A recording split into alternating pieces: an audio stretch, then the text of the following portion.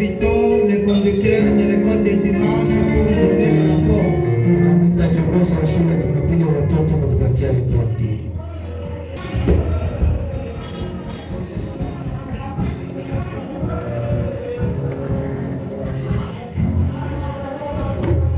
Que le nom du Seigneur Jésus, notre Dieu, soit béni à jamais. Shalom à tous. Shalom bibi harusi. Nous continuons avec notre grand thème Tunaendelea na kichwa hiki kubwa sur l'enseignement sur les livres de la Bible. Mafundisho juu ya vitabu vya Biblia. Aujourd'hui, notre sujet était les livres des juges. Na leo tulisema kuhusu kitabu ya Waamuzi. Et notre écriture était dans Juges chapitre 2, versets 16 à 19. Na andiko ya msingi ilikuwa ndani ya Waamuzi sura ya pili mstari wa 9. Les frères étaient 85. Wadada walikuwa 185. Les sœurs étaient 112. Wadada walikuwa 112. Tous nous étions 189. Si wote tulikuwa 189. Les moniteurs qui ont assisté les enfants. Walimu wenyewe walisaidia watoto.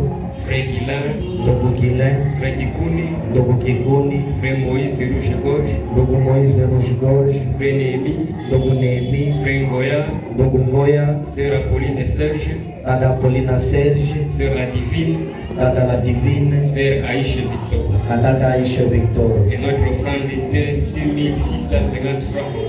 Na sadaka yetu ilikuwa 6650 francs. Que le Dieu du révérend Ibrahim et du pasteur Simeon vous bénisse. Mungu wa Mheshimiwa Ibrahim na mchungaji Simeon awabariki. Il vous bénisse notre frère avec son équipe. Tutamsifu Mungu katika nyimbo za wokovu namba 133 msalabani.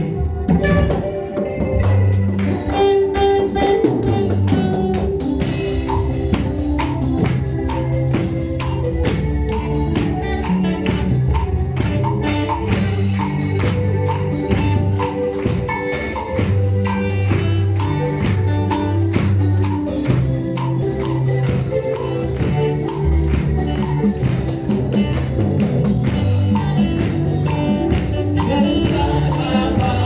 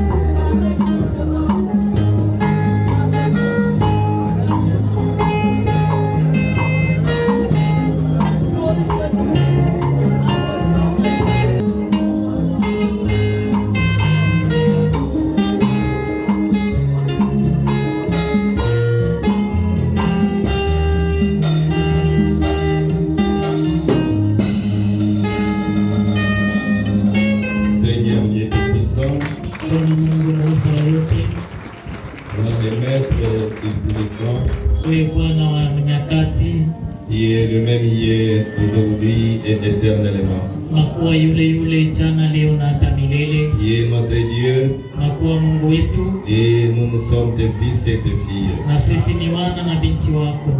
Qui est notre Père, Mungu baba yetu, et nous sommes tes enfants. na sisi ni watoto wako.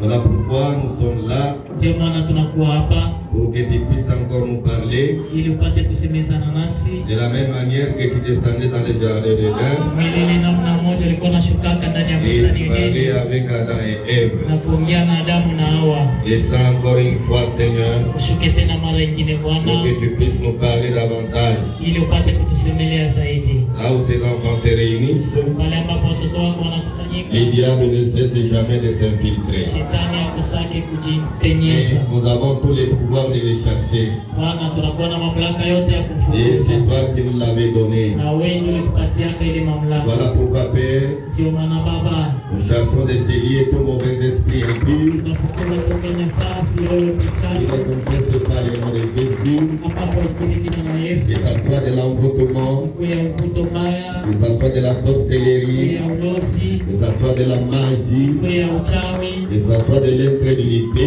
kuya kutokuamini, une pensée du dehors. mawazo ya nje. Nous rendons cela nul et sans effet au nom de Jésus. Tunaweka bila nguvu na kazi kwa jina la Yesu. Nous avons besoin de ta présence, Seigneur. Tunakuwa na lazima ya uwepo wako Et qui Bwana, est bon depuis les sièges ici devant jusqu'au dernier banc. kuanzia masabawa hapa hadi mumbali wa Nous mwisho. n'avons pas besoin que l'homme puisse nous parler. Tuna lazima ya mtu apate Et kutusemelea, que toi tu descendes et que tu utilises l'homme lakini wewe upate kushuka na kumtumikisha pour que nous mtu puissions avoir la vie éternelle. kusudi tupate uzima wa Nous milele. voudrons quand nous allons sortir ici, Seigneur, Tunapenda wakati tutatoka hapa que nous Bwana, soyons comme les bâtons qui entrent dans la présence de la gloire de la Shekinah. tukuwe sawa vile ile bakori ilikuwa inaingiaka ndani ya uwepo wa Nous Shekina. sommes secs dans nos péchés, Tunakuwa wakavu katika mais que masambi nous zetu, puissions sortir fleuris dans ta gloire. lakini tutoke wenye kuchipuka kupitia utukufu wako. Ainsi commence avec nous Hivi wanze nasi et tu vas terminer avec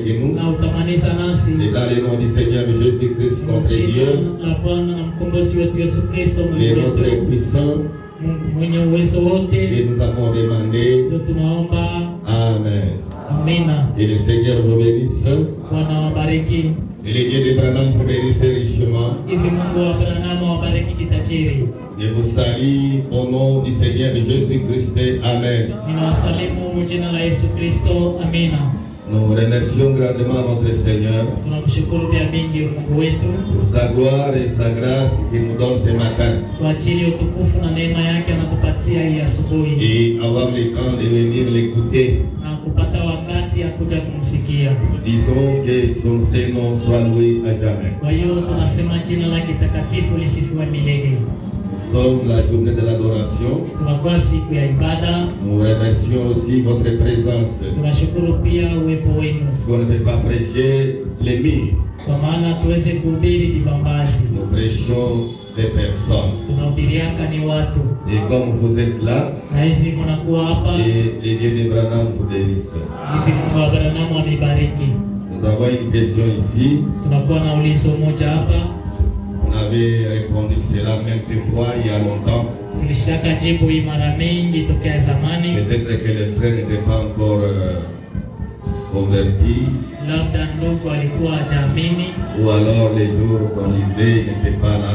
au basi siku ambapo tulikuwa tukijibu hakukuwa. On va seulement répondre avec nos lèvres.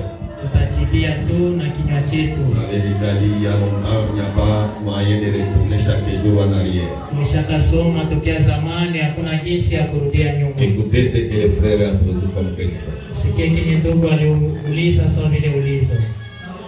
Ma préoccupation est la suivante. Une sœur dont le mari a été livré entre les mains du diable par l'Église et pour qui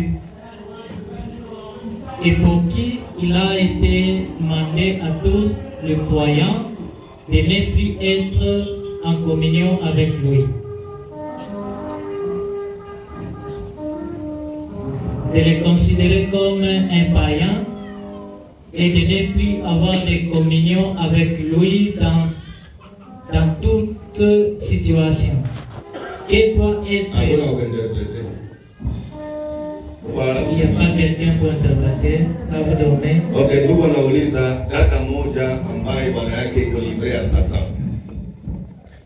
Neno ya Mungu inasema kukata naye ushirika mkitu kyote. Twende pale kuna kuona. Quelle doit être la position de la femme qui vit toujours avec cet homme dans le foyer? Usimamo sasa yule mwanamke itakuwa mwenye anaendelea kuishi ndani ya ile nyumba. Doit-elle elle aussi couper toute communion avec son mari comme cela a été demandé pour l'église? Na bibi yake naye ataombwa akate ushirika na yule bwana wake, jinsi kanisa yote ilikata ushirika na yule ndugu. Par exemple, kwa mfano, ne plus prier avec lui même lors de la prière familiale. Kutokuomba tena naye hata wakati wa maombi ya jamaa. Ou soit avant de dormir. Au kwa kuomba mbele ya kulala. Et concernant la vie conjugale, na kuhusu maisha yako ya ndoa, quelle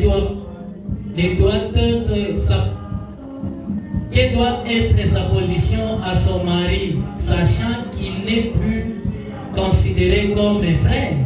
Msimamo ya mwanamke ndio itakuwa yeye kwa yule bwana yake, akijua kwamba yule bwana yake haiko tena ndugu. En ce qui concerne les enfants, yenye kuhusu watoto, quelle attitude doit-il adopter? Ni hali gani atakuwa nayo? Aussi doivent-ils et aussi s'éloigner de lui et couper toute communion? Na watoto nao watakata ushirika na baba yao. Que dit la Bible et les prophètes? Nabii na Biblia wanasema nini kuhusu ile jambo? Anaanza kujibu. Qui peut répondre à cela? Donc vous avez le ventre, vous pouvez être pasteur. Donnez d'abord le micro à celui-là qui a le ventre bédonnant. Amen. La parole de Dieu nous dit, même si un frère est livré à Satan, si vous aviez des connaissances avant que ce frère soit dans l'église, vous allez continuer à être toujours des frères. Tel que le cas de la sœur et son mari et ses enfants. Le frère, il a d'abord marié sa femme et il a mis au monde ses enfants. Il a seulement les problèmes à l'église, mais il va rester, ses enfants doivent rester ses enfants à la maison, sa femme doit rester sa femme à la maison. Anakuwa tu na maneno kwa kanisa, lakini bibi yake na watoto watabaki kwa nyumba, watoto na bibi atabaki bibi yake kwa nyumba. C'est un peu ça ce que je connais. Enjoy je najua kulingana na balishaka. Bwana amini mwenye frère mkabali sema. Kikwa aseke frère mkabali vient de dire. Okay.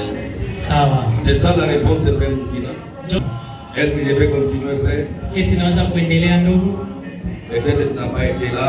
Labda ukukuaka. Vous entrez seulement dans les problèmes de livraison au milieu. Bwana anabakia bwana yake sababu aliowanaka wote bibi na bwana ndivyo ndani ya neno ya Mungu au mbele ya neno ya Mungu. Les maris restaient toujours son mari parce qu'ils se sont mariés, soit ils étaient encore hors l'église ou soit ils étaient dans l'église. Na watoto ni watoto yake. Et les enfants, ce sont ses enfants. Anabakia baba yao na ule na hao ni watoto yake. Il reste leurs parents et ses enfants restent ses propres enfants. Na ule dada ni bibi yake tu. Et cette sœur-là reste toujours sa femme. Iko na droit ya kuprendre charge ya watoto yake wote na bibi yake. Il a droit de prendre la charge de tous ses enfants et de sa femme. Na yeye concerne droit conjugal, iko na droit ya kuzaa na watoto vile vile wanaikala. Et ce qui concerne le droit conjugal, c'est son droit de continuer avec la progéniture de la même manière qu'ils ont commencé. Peut-être le problème c'est la prière. Labda shida ni wakati wa kuomba tu. Et le prophète Branham nous dit, Kwa maana na Biblia ndio avant anasema de prier, nous devons d'abord demander pardon à Dieu. mbele ya kuomba tunapasha kuomba kwanza msamaha. Mais lui a été excommunié. Lakini yeye alitupiwa kwa mikono ya shetani. Il n'a pas encore demandé pardon ni à Dieu ni à son église. Ayaomba msamaha wala kwa Mungu wala kwa kanisa. C'est nous qui devons prier pour eux. Ni sisi tunapasha kumwombea Pour que Dieu les retourne pour arranger sa vie. ili Mungu amrudishe ili apwe kutengeneza maisha. Je ne sais pas comment quelqu'un qui est excommunié il peut prier avec sa famille. Sijue mtu mwenye alishatengwa anaweza kuombea namna gani jamaa yake. Puisque lui-même il va couper la prière. Kwa maana yeye mwenyewe atakata maombi. Yeye mwenyewe. Même si vous l'appelez, il ne viendra pas. Hata kama ukimuita kuomba hatakuja. Surtout qu'il soit seulement courageux. Lakini tu kama akikuwa na bidii. Puisqu'il y a des livrets qui sont très courageux. Kwa maana kunakuwa watu wenye kutengewa wanakuwa na bidii sana. Et nous allons savoir, mke tuombe toka kulala. Msipate kwa vile Dieu nous tuombe. Venez, nous voulons prier. Bientôt nous allons passer la nuit. Venez d'abord compris. Pale dada anapaswa kumresiste. Là, la sœur doit résister. Dieu a permettre atengeneze maisha yake mzuri. Afin que cela lui pousse à arranger sa vie. Dada namwambia tu wewe ulale si kwa kuombea. Maombi yako Mungu atasikia. Va dire, toi dors seulement, nous allons prier pour toi parce que Dieu n'écoutera pas ta prière. Hana droit ya kumpungukia sawa vile bwana yake. Il n'a pas droit de l'offenser comme son mari. Wala watoto yake hawana droit ya kumpungukia. Ou soit les enfants n'ont pas droit de manquer la politesse à leur papa. Na sie vile vile. Et nous aussi de même. Par exemple, ule ndugu mwenye ko livré. Par exemple, ce frère-là qui est livré. Mulikuwa na connaissance na wewe naye avant que mkutane kwa kanisa. Vous aviez pris des connaissances avant d'entrer dans l'église. Ile connaissance yenu inabakia. Votre connaissance là demeure. Usikwe trop sain. Sisi wanakulivre hautaongea tena. Mulikuwa marafiki avant que muamini. Ne soyez pas trop saint. Comme on te livre, je ne causerai plus avec toi. Marafiki yenu inabakia. Avant vous étiez des amis. Peut-être ni ndugu yako. Peut-être c'est votre frère charnel. Mulikuwa na ndugu yenu mbele ya yeye kuamini. Vous aviez votre confrérie avant de croire. Ndugu yenu inabakia kuendelea kuongea na ndugu yako. Votre confrérie reste, vous continuez toujours à causer avec votre frère. Donc hapana kuwa mafundisho ya banore mbele. Ne venez pas avec la doctrine des non révélés. Wala hakuna ile andiko. Ou soit il n'y a pas cette écriture qui dit que quand on livre les frères, lui avec toute sa famille, il ne causera plus avec elle, non. S'il a des frères à l'église, il ne causera plus avec eux, non. Mais vous, étant son frère, ne cessez pas de lui aider à résoudre. Vous ne pouvez pas causer avec lui. Vous ne pouvez pas communier avec lui. Si votre connaissance avait commencé ici à l'église dans la parole de Dieu. Est-ce que c'est clair? Et Dieu vous bénisse. Sasa ingine frère tona. Namna gani usele anabeba mimba na bwana yake kwa libre. Hapo tu hivi na bwana umwacha bebe mimba yake ni bwana yake. Comment est-ce que la sœur est devenue grosse pendant que son mari est livré? Non, il reste toujours. Ana droit kumkatalia ukitanda yuko libre. Elle n'a pas droit de le refuser dans les lits comme il est livré. Non. Il est dans le livre là-bas de frère. Quel sera leur état conjugal? Basi hali yako ya kuishi kunyumba itakuwa namna gani? Wanabaki bibi na bwana na wanazala watoto yao. Il reste marié et femme, ils vont continuer à mettre au monde. Que Dieu vous bénisse. Mungu awabariki. Nous lisons dans Jacques 4, le verset 8. Tunasoma ndani ya Yakobo sura ya 4 mstari wa 8. Nous lisons au nom du Seigneur de Jésus-Christ. Amen. Tunasoma mchina la Bwana Yesu Kristo. Amina. Approchez-vous de Dieu. Karibieni Mungu. Et il s'approchera de vous. Naye atawakaribia ninyi. Nettoyez vos mains pécheurs. Takaseni mikono yenu ya dhambi. Purifiez vos cœurs. Usafishe mioyo yenu. Hommes irrésolus. Ninyi watu wa mioyo miwili. Psaume 91, 14 à 16. Zaburi 91 mstari wa 14 hadi 16. Puisqu'il m'aime, kwa sababu sababu ananipenda, je le délivrerai. nitamkomboa. Je le protégerai puisqu'il connaît mon nom. Nitamkinga kwa sababu anajua jina langu. Il m'invoquera Atanialika mimi et je lui répondrai. na mimi nitamjibu. Je serai avec lui dans la détresse. Nitakuwa pamoja naye katika siku za taabu Je le zake. délivrerai et je le glorifierai. Nitamkomboa na kumtukuza. Je le rassasierai les longs des jours Nitamshibisha siku ya maisha yake et je lui ferai voir mon salut. Amen. na nitamuonesha wokovu wangu. Amina. Que le Seigneur ajoute les bénédictions à la lecture de sa parole. Bwana ongeze mibaraka kusoma neno lake. Amina. Et Dieu vous bénisse encore une fois. Mungu awabariki tena mara Nous nyingine. sommes dans notre deuxième point. Tunakuwa nukta yetu ya pili, Comment s'approcher de Dieu? namna gani kumkaribia Mungu. Ici, c'est la Bible qui nous dit, Hapa ni Biblia ndio inatuambia approchez-vous de Dieu kumkaribie Mungu et Dieu s'approchera de vous. na Mungu atawakaribia ninyi. Mais avant de vous approcher, Jacques dit, Lakini mbele ya kumkaribia, Yakobo anasema nettoyez vos mains pécheurs, usafishe mikono yenu ya dhambi, purifiez vos cœurs, mtakase mioyo yenu, hommes irrésolus. ninyi watu wa mioyo miwili. On ne peut pas s'approcher de Dieu Hatuwezi kumkaribia Mungu avec les péchés. pamoja na dhambi. Dieu ne vous écoutera pas. Mungu hatakusikia. Vous devez d'abord nettoyer vos mains. Unapasha kwanza kusafisha mikono yenu, Vous devez purifier vos cœurs. unapasha kusafisha mioyo On yenu. s'approche de Dieu avec un cœur pur. Wanamkaribiaka Mungu na moyo safi, Et voilà pourquoi David chantait, na ndio maana Daudi alikuwa akiimba, puisque cet homme m'aime, kwa sababu huyu mtu ananipenda moi je le délivrerai, mimi, Mungu nitamkomboa, je le protégerai. nitamkinga.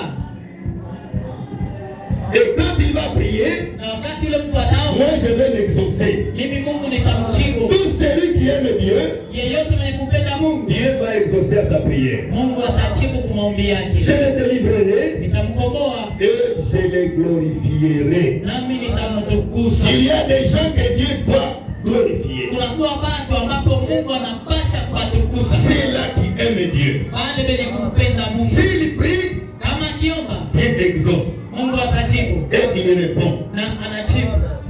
Est-ce que quelqu'un peut dire Amen? Eti mtu atasema nini? Voilà pourquoi Branham nous a dit. Ndio maana Branham Nous alituambia devons arriver à ce niveau-là. tunapasha kufikia mwile kiwango, De parler avec notre Seigneur kuongea na Mungu wetu et notre Seigneur nous répond. na Mungu wetu anatujibu. Mon frère, ma soeur, Ndugu na dada yangu, il n'est pas question d'aller consulter des chambres de prière. hiyo iko swali ya kwenda kuchumba cha maombi. Quand vous avez un problème, Wakati unakuwa na vous shida, devez d'abord regarder à votre vie. unapasha kwanza kuchunguza maisha yako. Dites Amen. Sema amina. Vous êtes capable de parler Unakuwa na uwezo wa et kusema votre Dieu vous répond. na Mungu wako anakujibu. Vous-même, Wewe mwenyewe vous devez vous croire. unapasha kujiamini Vous devez croire à votre prière. na unapasha kuaminia maombi Pas yako. seulement la prière du pasteur. Hapana tu Pas kumwambia, seulement la prière des diacres. hapana tu maombi ya Pas washirika, seulement celle des administrateurs. hapana tu kumwambia Et wadhamini vous les laïcs. na ninyi Voilà wa. pourquoi Branham nous a dit, Ndio maana Branham alikwambia c'est maintenant qu'il faut monter avec les choses de Dieu. ni wakati sasa ya kupanda na vitu vya Nous Mungu. devons arriver à la matière de l'épouse. Tunapasha kufikia ku vitu vya bibi harusi. La matière de l'épouse,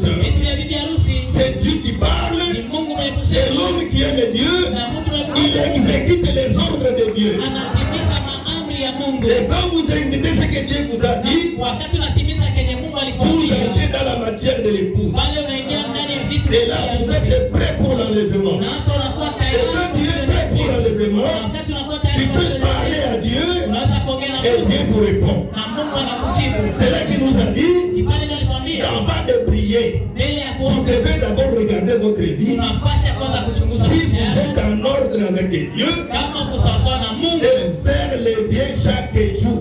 na kufanya mema kila siku. Quand tu es sadique, Wewe uko avec un mauvais cœur, uko muyangu yangu na kuwa na moyo mbaya. comme bail, comment voulez-vous que tu peux prier et Dieu te répond? Namna gani unapenda kuomba na Mungu akujibu? Un homme sadique, Mtu wa roho une mbaya, femme sadique, mwanamke wa roho lui mbaya, ne fait jamais le bien. yeye apendake mema kamwe. Depuis le début de l'année jusqu'à la fin de l'année. Tokea mwanzo wa mwaka hadi mwisho wa mwaka.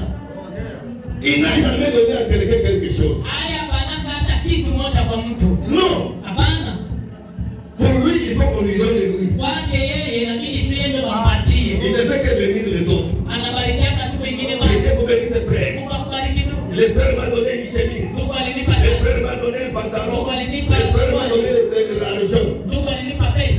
ce que toi tu fais. basi wewe unafanyiaka watu nini? Un homme mauvais ne sera jamais exaucé. Mtu mbaya kamwe hatajibiwaka, Même être béni. hata kubarikiwa. Un homme qui a un mauvais cœur ne sera jamais béni. Mtu wa roho mbaya hatabarikiwaka kamwe. Vous devez d'abord purifier vos mains. Unapasha kwanza kutakasa mikono yenu. Unapasha kutakasa mioyo yenu. Dites Amen. Sema Vous amina. devez être en ordre avec Dieu. Unapasha kuwa Et sawa na faire du bien à tout le monde. na kutendea mema watu wote. Pas seulement aux chrétiens. Hapana tu Wakristo. À tout le monde. Kutenda mema kwa watu Et wote. là, quand vous parlez, Na pale wakati vous unasema dites tout ce qui est dans votre cœur à votre Dieu. unamwambia Mungu yote yenye kuwa ndani ya moyo wako. C'est ce que Branham nous a recommandé. Ndio kile Branham alituamuru. Voilà pourquoi Ndio maana il nous dit maintenant, anatuambia sasa pour entrer dans cette sphère-là, kwa kuingia ndani ya ile kiwango il faut la généalogie. inabidi kupiga magoti. Quelqu'un qui ne connaît pas sa généalogie, Mtu mwenye ajue kupiga magoti il n'aura pas de réponse à ses problèmes. hatapata jibu kwa mashida. Et Branham est allé plus loin, il dit, Na Branham alienda c'est mbali ce zaidi, qu'il nous faut aujourd'hui. ni ile ndio natufaa Quand vous leo. avez un problème, Wakati unakuwa na shida ne murmurez pas. usinunenune, Allez à genoux. piga magoti. Ce n'est pas seulement à l'église. Haiko tu hapa Même mkanisa, dans ta maison, hata il y a des problèmes. kuna shida, Tu peux même prier en secret. unaweza kuomba hata kwa siri. Même en secret, Dieu connaît cela. Hata kwa siri Mungu anajibiaka. Que le Seigneur vous bénisse. Bwana Et awabariki. quand vous avez le péché, Lakini wakati uko na madhambi ne priez d'abord pas. usiombe kwanza, Il faut d'abord arranger votre péché. inabidi utengeneze kwanza dhambi yako. Arrange d'abord ton péché. Tengeneza kwanza dhambi yako, Sois en ordre avec Dieu uwe sawasawa na Mungu, et puis priez. kisha uombe. Et Branham nous a dit, Na Branham aliwaambia quand vous commencez maintenant à prier, wakati unaanza maombi vous devez démontrer les signes à votre Dieu. unapasha kumwonyesha Mungu maalama. Le premier signe, Alama ya kwanza tu vas dire à Dieu, utamwambia Mungu, j'obéis toujours à ta parole. nataka kutii neno lako kila siku, J'obéis. natii neno lako kila siku, L'obéissance à la parole. utiifu kuneno. Est-ce qu'on peut dire amen? Eti tukasema amina. Quand tu commences à parler, Wakati unaanza kuomba, avant de dire à Dieu tes besoins, mbele ya kumwambia Mungu mashida yako, tu commences à lui parler. unaanza kumwambia J'ai toujours obéi à ta parole. nataka kutii neno lako kila siku. Deux, Ya pili, je me suis déjà repenti. nilishatubu Et je suis convaincu que tu m'as pardonné. na hakikisho ya kwamba ulinisamea. Ne priez pas avec des péchés inconfessés. Usiombe na dhambi usiyokiri. Est-ce que quelqu'un peut dire amen? Eti mtu atasema Il amina. dit à Dieu, Mwambie le Mungu, péché que j'avais commis, madhambi yangu j'ai déjà nilifanya, arrangé cela. nilishaitengeneza Et je suis convaincu que tu m'as pardonné. na hakikisho ya kwamba ulinisamea. Maintenant, je vais te parler. Sasa nataka Avant de kuongea. parler, Mbele ya tu kuongea rappelles à Dieu, unamkumbusha Mungu, je suis déjà baptisé. nilishabatizwa. 4. Ya nne, Je pense que j'ai le Saint-Esprit. nafikiri ya kwamba niko na Roho Mtakatifu. Maintenant, écoute ce que je vais te dire. Sasa sikia hiki nitakwambia. J'aimerais que tu dises tes besoins à Dieu. Ni pale ndio utamwambia Mungu. Et Branham nous a dit, Na Branham alikwambia l'homme aura toujours des besoins. mtu kila siku atakuwa Et comme nous aurons toujours des besoins, Eti mtu atakuwa na nous malazima kila avons siku. quelqu'un qui répond à nos besoins. Tunakuwa na mtu mwenye kutimiaka kwa malazima Ce n'est yetu. pas le pasteur. Haiko mchungaji ule Non. mmoja. Ce Hapana. n'est pas le diacre. Wala si mashemasi. Ce n'est pas un évêque. Wala haiko askofu. C'est lui qui donne la réponse à nos besoins. Mwenye kupanaka jibu kwa malazima yetu C'est le Seigneur Jésus-Christ. ni Bwana Yesu Kristo. Mais avant de parler, Lakini mbele ya kusema, soyez rassurés que votre vie est en ordre. uhakikisho ya kwamba maisha yako iko sawa sawa na Voilà yeye. pourquoi il y a beaucoup de gens Ndio maana kunakuwa watu qui wengi peuvent beaucoup prier, wanaweza kuomba mais sana, Dieu ne répond pas à leur prière. lakini Mungu ajibu yake maombi. Pourquoi? Ya nini? Puisque Kwa sababu leurs mains sont sales de péché. mikono yao iko chafu na dhambi. Ndio walimwombea Onapia bului tangu pastor akaona kitu. Haone kitu sababu hautubu madhambi yako. epike le pasteur pia buno nufari ya chini kwa Nataka hautubu madhambi yako, Mungu hatakujibiaka. mais autant que tu n'es pas encore repenti, Dieu ne te répondra Les jamais. rétrogrades, Mwenye kurudia nyuma ce n'est pas seulement ceux-là qui ne tiennent plus à l'église. haiko tu benye bakutake tena mkanisa. Non. Hapana. Branham dit, Branham anasema même parmi nous qui sommes ici, katikati yetu sisi wenye kuwa hapa il y a des rétrogrades. tuko watu wenye walisharudia. Celui qui ne vit pas la parole, Mwenye aishi neno c'est un rétrograde. ni mwenye kurudia nyuma, Comme le frère là, c'est un rétrograde. sawa vile ndugu pale alisharudia nyuma. Hakuna jambo mpaka shauri kwa pastor na huko nako mawazo. Ne venez pas demander le conseil auprès du pasteur pendant que vous Haiko avez kwa votre peke conseil. Haiko kwa eneo ya ba chaîne ya balega. Haiko matatu liko. Yes. Ils sont allés à la réunion des jeunes legs, on a déjà donné le but. mbaya. Nous sommes au mauvais temps. Utaenda kufa bure kwenye una endelee. Vous irez mourir pour rien là où vous n'aurez pas aucun intérêt. Nani mwana ajui kama uko jeune mrembo? Qui ne connaît pas que tu es un jeune leg? Wewe hapa kama uko mrembo. On ne connaît pas que tu es jeune. Toi tu n'es pas Sasa jeune. uingie mkundi ya jeune mrembo. Il faut seulement entrer dans les groupes des jeunes Mais mimi legs. kwa sababu kusoma pale na mwana yeye ndio afika. Moi j'attends là-bas pour lire. Je l'ai vu en train de passer là. Dieu ne pas de ça prier. Mungu aweze kujibu. Il va d'abord se repentir. Anapasha kwanza kutubu. Puis son voisin il ne va pas. Kwa sababu mchungaji alimwambia usiende. Lui il part. Yeye anaenda. C'est un rétrograde. Ni mwenye kurudia nyuma. Nous sommes au temps de nous dire la vérité en face. Tunakuwa wakati ya kuambiana kweli mbele. Unaona feo mzara. Akizarau mimi na mzarau Mungu bali. Il n'a pas méprisé, mais il a méprisé Dieu. Donc Mungu aliamini umeakiro avancer. Alors vous verrez quelqu'un qui a cru, mais dans la chose spirituelle, il n'avance pas. C'est un rétrograde sur le banc. Ni mwenye kurudia nyuma kumubali. Pourquoi tu pries beaucoup et Dieu n'exauce pas tes Dieu prières? nini unaombaka sana na Mungu ajili yake maombi yako? Vérifie ta vie. Chunguza maisha yako. Est-ce que tu es en ordre avec Dieu? Eti uko sawasawa na Mungu? Beaucoup sont à l'église, Wengi biko mkanisa, mais ils ne sont pas près de Dieu. lakini abiko karibu na Mungu. Ils sont près de l'église, Biko karibu na mais kanisa, loin de Dieu. lakini wengi biko mbali na Mungu. C'est là que Branham nous a dit. Ni pale ndio Avant de prier, mbele ya kuomba vous devez savoir unapasha kujua vos droits. mahaki yako Vous explorez vos droits. na unachunguza kwanza ile mahaki C'est yako. là que nous allons terminer. Pas terminer, on va seulement mettre une virgule. Hapana kumaliza, lakini tutatia mkato. Haiko vile frère. Bado msafiri. Wewe ukaona kama uko deja na position, usiende kumuuliza mtumishi. Si tu vois que tu es déjà Fanya tu kenye unapenda. n'allez pas demander le serviteur, faites ce qui te Mais siku semble. tutaenda utakumbuka. Mais les jours que vous mourrez, vous allez vous souvenir de ça. Kama ilikuwa kukukatala au ilikuwa kukupenda. Si c'était seulement les vous haïr, ou soit c'était pour vous aimer. Que Dieu vous bénisse. Awabariki. Qu'il vous bénisse encore. Awabariki tena. Uko foro kusoma kichwa nena kwa. Vous êtes Soma ndoto hapo. lisez, c'est par là que La postérité d'Abraham. uzao wa On Abraham. va mettre une virgule là-bas aujourd'hui. Tutatia mkato mmoja pale leo. Beaucoup sont près de l'église mais loin de Dieu. Watu wengi wanakuwa karibu na kanisa lakini biko mbali na Mungu. Les bénédictions sont nôtres. Ni baraka ni yetu.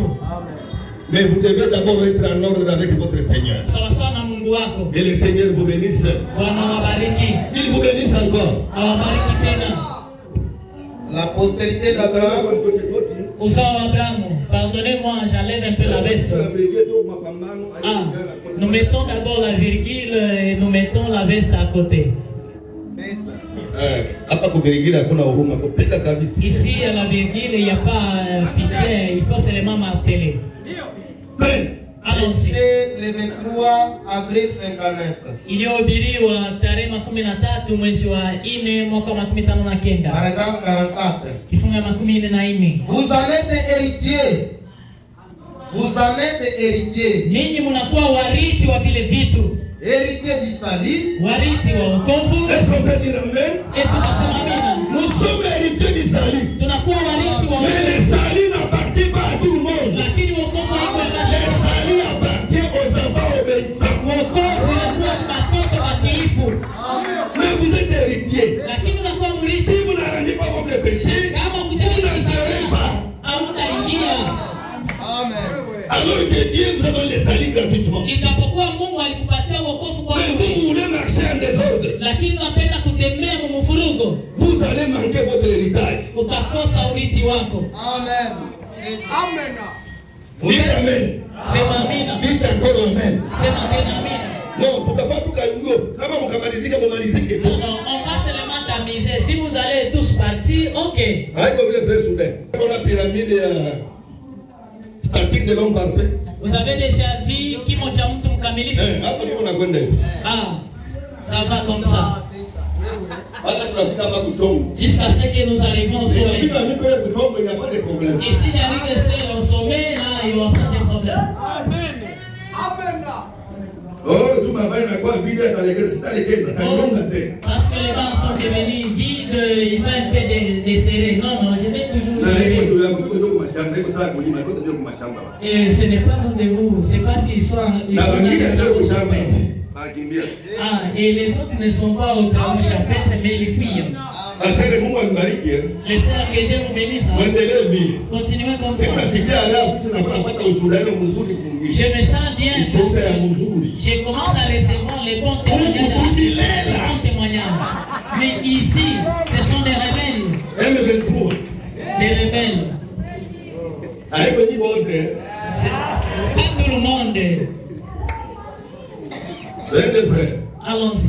Vous êtes héritier du salut, Unakuwa wariti wa wokovu, héritier de la guérison divine. wariti wa uponyaji wa kimungu. Est-ce que quelqu'un peut dire amen? Eti tunasema amina. La guérison divine, c'est votre héritage. Uponyaji wa kimungu. Pourquoi on prie pour toi qui n'es pas guéri? Tu te posais la question. Unapasha kujiuliza. Est-ce qu'on n'a pas un Dieu ici? Eti hapa hatuna Mungu. Est-ce que notre Dieu n'est pas puissant? Eti Mungu wetu ana uwezo. Pourquoi on prie pour moi je ne suis pas guéri? Sio nini bananiombea? Ta vie n'est pas en ordre. Pale hauko sawa sawa na Mungu. Ta vie. Maisha yako haiko sawa sawa na Mungu.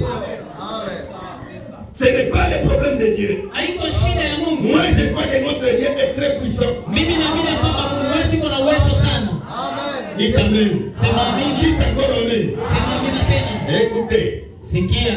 Vous êtes héritier de chaque bénédiction rédemptrice pour laquelle Jésus est mort. Unakuwa wariti wa kila mibaraka ya ukombozi ambapo kwa ajili ya Yesu alikufa. La bénédiction c'est notre héritage. Mibaraka ni urithi wetu. Pourquoi depuis que tu as commencé ton travail? Jua nini tokeo ulianza kazi yako? Ton travail n'avance pas. Kazi yako haiendelee mbele. Lave tes mains. Amen. Lave tes mains. Safisha mikono yako. Purifie ton cœur. Takasa moyo wako. Peut-être que tu as un cœur mauvais. Labda unakuwa na roho mbaya. Pour donner la dîme, il faut faire les recouvrements. Kwa kulipa cha 10 inabidi waende Non, kutafuta tu baba. n'es pas en ordre avec Dieu. Hauko sawa sawa na Mungu. La dîme n'a pas besoin de recouvrement. Cha 10 haishurutishwi kwenda na C'est kutafuta. un ordre de Dieu. Inakuwa amri ya Mungu. Amen. C'est ça. Amen. Voilà pourquoi beaucoup de gens n'avancent pas. Sio maana watu wengi Puisque abandeshe. leurs cœurs ne sont pas purs. Kwa sababu mioyo yao haiko safi. Amen. Vous en êtes héritier. Unakuwa wariti wayo. Pourquoi on dit à nini? Vous êtes les héritiers de quoi? De baraka. Amen. Est-ce qu'on Une a? bénédiction. Est-ce que vous en avez? Qu'on a? Vous en avez? On dit poser question. Vous ne vous posez pas la question. Pourquoi mais c'est nous même baraka siku mingi si ayo? Pourquoi il y a longtemps on a prié pour moi pour les bénédictions, je ne les vois pas. Amen. Tangu alikulomba mali 2 millions, unachukua 2 millions. Depuis qu'on t'a demandé la dot, 2 millions de francs seulement est capable de donner. Est-ce que 2 millions ni mafuta kwa Mkristo 2 millions? Est-ce que 2 millions de francs c'est de l'argent pour un chrétien? Oh, mimi kwa bibi yangu. Hatutakupa naye mpaka senti ya mwisho. Donnez-moi d'abord ma femme, on ne te donnera pas jusqu'à ce que tu vas te Unakuwa vampire. Kisha kupatia siri unasahau. Vous êtes devenus des aventuriers. Après vous avoir donné la femme, vous oubliez la dette. Frère Raphaël iko pale. Frère Raphaël est là. Ni wewe uko pale. C'est vous qui êtes là. Unichunga sana kutoka mpaka senti ya mwisho. Vous allez m'entendre à la sortie jusqu'à ce que vous allez terminer. Hapana mantandre. Hata nisikia. Niko tu tunaongea, haiko juu yake. Namkumbuka. Ah. On va parler seulement, ce n'est pas à dire il y a un problème. Je me souviens seulement de vous. Utaningojea. Hapana kunisikia. Ukasema utanisikia, anaanza kusikia boka pale hapo. Hakufanya hata problème. Il n'a aucun problème. Vous n'avez rien fait. Sasa bali mitangulia basi kunifungia barrière. Ah, ceux qui vous ont précédé, déjà Vous me donnez d'abord la femme, je vais terminer après. Après avoir lui donné la femme, il oublie, il a déjà 4 enfants. Alors, nous barricadons un peu la route jusqu'à ce que vous allez terminer. Au kamwambia wewe utangulia kama tufungia hii njia. Unipe kwanza. Pourquoi vous nous bloquez les chemins? Terminez d'abord. Très bon. Unaanza tako kiko chini. Vous commencez. Il faut avoir. J'ai déjà prié, j'ai déjà vu telle sœur. Nous ne voulons plus les fiançailles de master. Depuis que vous avez fait des fiançailles, 5 ans. Master.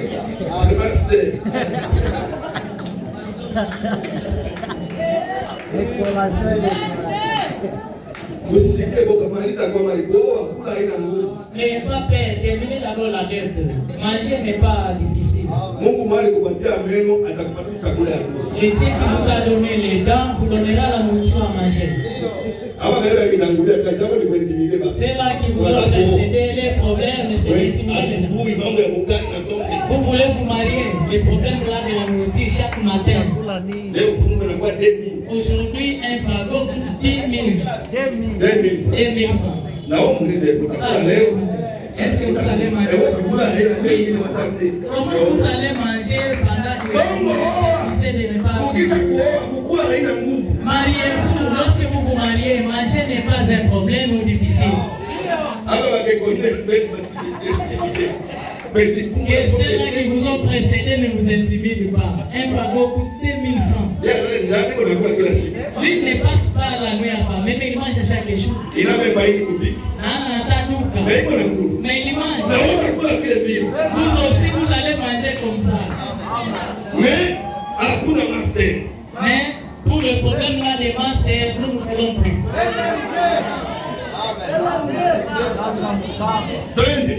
Allons-y. Vous allez être héritier. Unakuwa warithi.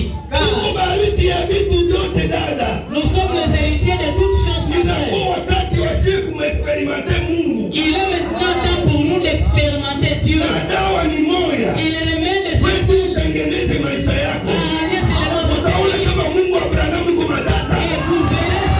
Vous verrez que les dieux de Branham vont être terribles. Vous verrez que tout ce que nous disons ici, vous aurez ça rapidement. Le problème, nous couvrons beaucoup nos péchés. Arrangeons nos vies. Et vous verrez la main de Dieu. Dites amen. Dites encore amen. Ça c'est biblique. Dieu n'écoute pas les pécheurs. Amen. C'est ça. Vous allez être héritier car vous êtes la postérité d'Abraham. Vous êtes héritier de la chose entière.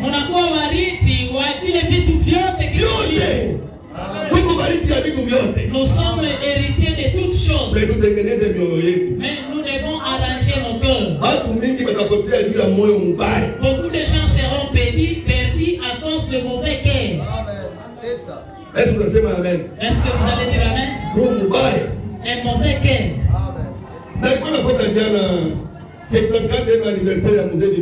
Je suivais le 74e anniversaire de l'ancien Bibidi là. Alors j'ai eu vraiment envie de lui. Qui avait suivi cela? Ce qui était passé hier. Les aînés n'ont pas suivi cela.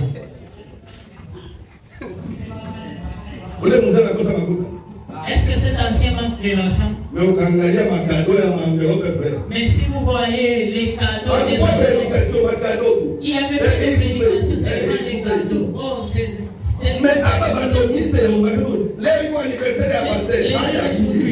quand c'est les mains écoute, aujourd'hui c'est l'anniversaire du pasteur, il ne viendra pas. Pourquoi? N'ayez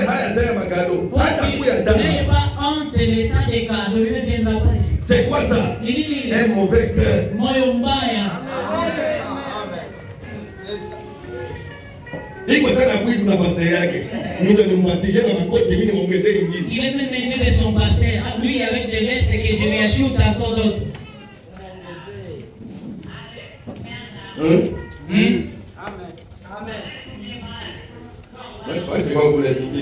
Laissons d'abord là-bas qu'on entre et réfléchisse autre part. Nikasema kuna makanisa na tukanisa. J'ai dit, il y a des églises et les soi-disant églises. Bon, il a quand même raison, 50 ans, on va d'abord pour nous. Il y a la chérie, 50 ans, on va dire que et vous qui avez pu fuir, que Dieu vous bénisse seulement. Non, pas vrai, dis-moi, pas moutongue, pas la vraie. Restez à ne vous a pas encore appelé, attendez d'abord.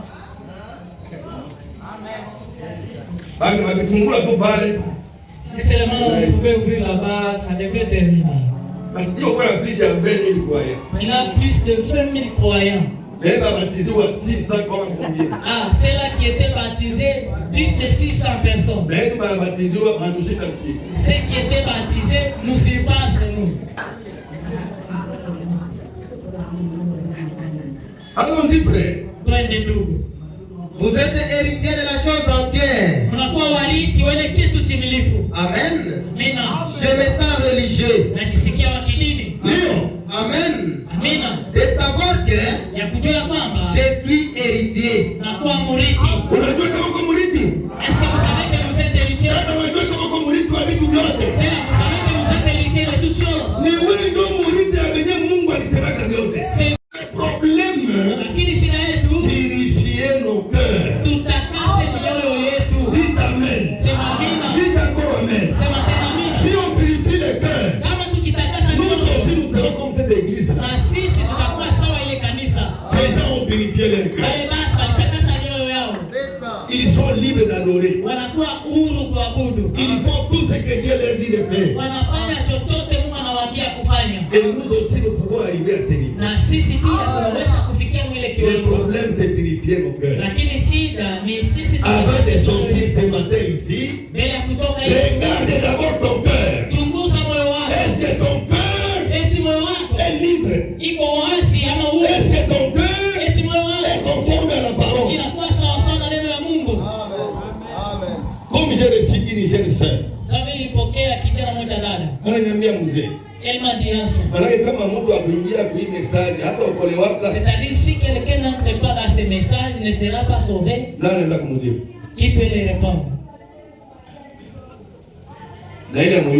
Et ça aussi, vous ne connaissez pas.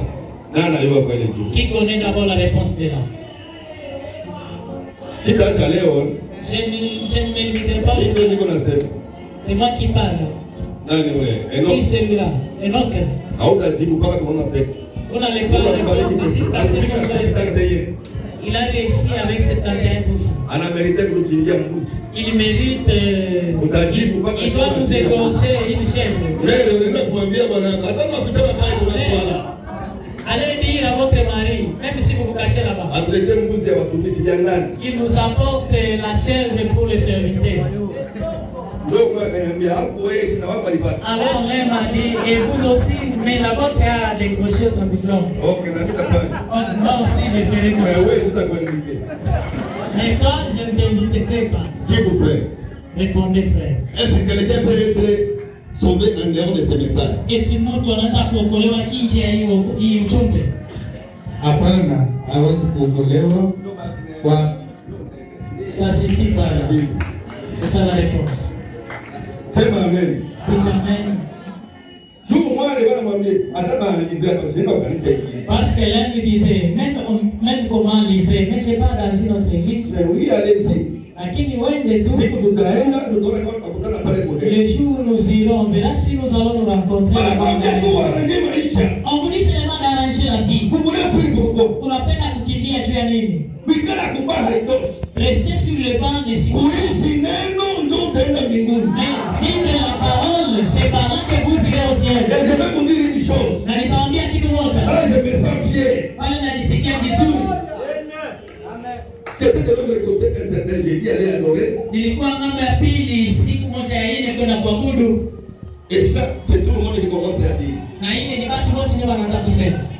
Vous êtes resté presque la seule église qui est encore derrière le message ici à Kindu. Unabaki karibuni kanisa moja pekee ingali nyuma ya ujumbe hapa Kindu. C'est vous qui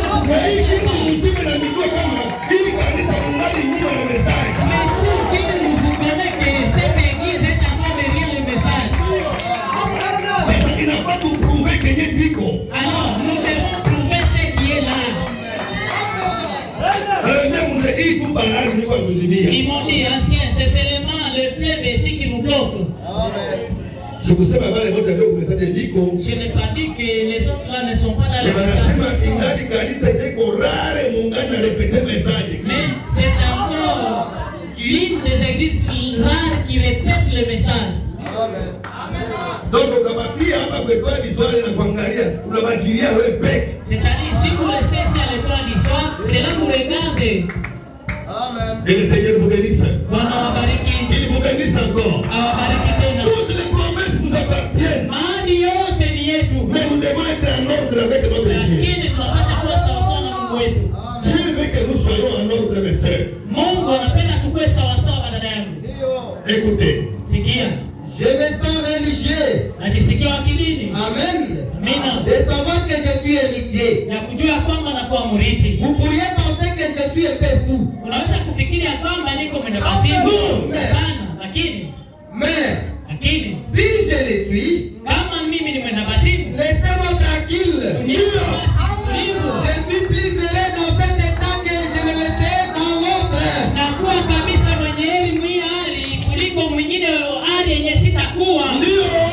Ainsi, hivi j'aime plus cet état. Napenda zaidi hii hali. Hii hali mimi niko kwayo, mimi naipenda sana. L'état dans lequel je me retrouve, je l'aime tant. Ila kuambia wewe kwa napenda. Niko fier. Je vous dis que allez-y là où vous voulez. Puisque ndio kuambia kweli de A à Z. Parce que je vous dis encore la vérité du début à la fin. Ukauzika maana yake upende wokovu wako. Si vous nous fâchez, c'est-à-dire que vous n'aimez pas votre salut. Amen. J'aime cet état-là. Napenda ile hali. Amen. C'est ça. Et moi je vous aime. Na mimi Le nawapenda. problème c'est purifier nos cœurs. Shida ni tutakase mioyo yetu. Mes frères et sœurs. Bandugu yangu na wadada yangu. Bientôt nous allons partir. Karibuni tutaenda. Bientôt. Karibuni. Soyons en ordre avec notre Seigneur. Seigneur vous bénisse. Bwana Mungu awabariki. Comportez-vous en conséquence. Basi upate kuishi vizuri kulingana na hii. Amen. C'est ça. L'enseignement sur Moïse. Mafundisho kuhusu Musa. Inafaa ufike kuishi sawasawa na kinyongo nasikia. Vous devez arriver à vivre conformément à ce que vous écoutez. Tous nous sommes héritiers. Vitu vyote tunakuwa warithi wa Et nous Mungu. devons explorer cela. Na tunapasha kuchunguza ile vitu yote Et arriver à en avoir. na kufikia kuipata siku moja. Les bénédictions nous appartiennent, mes sœurs. Ni baraka ni yetu dada yangu. C'est pour nous. Ni yetu sisi. C'est pour tout celui que Dieu a Ni appelé. kwa ajili ya kila mtu ambapo Mungu alimwitaka. Dites Amen. Sema amina. Mais le problème, Lakini shida c'est de purifier nos cœurs. ni kutakasa mioyo yetu. Amen. Dieu peut encore t'écouter. Mungu angali anaweza kukusikia. Écoutez. Prêchez le 13 mai 56. Mafundisho kuhusu Musa iliyobiliwa tarehe 13 mwezi wa 5 mwaka wa 2016. Paragraphe 127. Kifungu cha 117. Eh bien, Vema. c'est ainsi qu'il faut prier. Ni N'est-ce pas? hivi ndio inabidi kuomba, sivyo? Priez comme vous n'avez jamais prié auparavant. Uombe sawa vile hauyaombaka tokea mwanzo. Soyez vraiment à l'œuvre. Ukue kabisa mkazi Sema ukiomba. amina. Nitamena. Sema tena amina. Nitamena. Hii wakati haiko wakati wa kuwa distrait. C'est temps n'est plus un temps de demeurer distrait. Ni wakati wasie kuomba. Mais c'est le temps pour nous de prier. Kushinda vile tulikuwa tunaombaka zamani. Dépassant de la même manière qu'on priait auparavant. Tuombe maniere ni atuombaka hata siku moja. Prions de la manière dont on n'a jamais prié. La prière, ma sœur, peut changer ta vie. Maombi ndani yangu inaweza kubadilisha maisha yako. La prière, mon frère, peut changer ta vie. Maombi ndugu yangu inaweza kubadilisha maisha Il yako. faut demander à Dieu Inabidi kumwomba Mungu qu'il vous donne la force akupatishe nguvu de prier ya kuomba comme on n'avait jamais prié auparavant. sawa vile huyaombaka tokea mwanzo. Quand on vous dit qu'il y a prière, venez prier. Wakati wanasema tuko na maombi, Venez chanter à votre Dieu toutes vos faiblesses. kuja umwonyeshe Mungu wako maudhaifu yako yote, Il va vous changer. naye atakubadilisha. Mungu naingia pour rien. Mfumo anakupatia kitu. Un féticheur ne vous donnera rien. Mtu akutabiria hata kupatia kitu. Celui qui prophétise ne vous donnera rien. Solution liko mkuishi neno. La solution est dans la vie de la parole. Ukaishi neno. Si vous vivez la parole, Watakuproteger na kila kitu. Dieu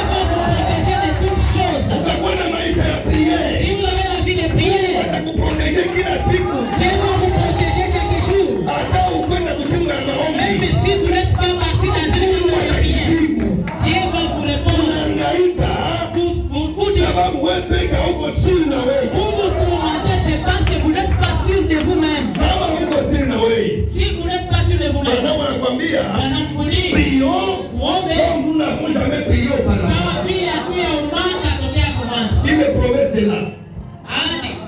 Nani wananiambia ile? Qui me promet cela? Nani ananiambia ile? Le mercredi, c'est notre veillée du mois. Siku ya tatu itakuwa makesha yetu ya mwezi. Venez tous et prier. Mkuje ninyi wote kuomba. Prier. Mkuje kuomba. Dans notre veillée du mois. Hii makesha yetu ya Nous mwezi. devons prier. Tunapasha kuomba. Je disais même au prédicateur. Nilikuwa nikiambia C'est une veillée de prière. inakuwa ni kama Je makesha. vais toujours répéter. Nitarudishia kila Ce n'est siku. pas une veillée de prédication. Haiko makesha ya Si mahubiri. vous venez prier, Kama inabidi kuja il kuomba. faut donner le temps aux gens de prier. Inabidi kupatia watu muda ya kuomba.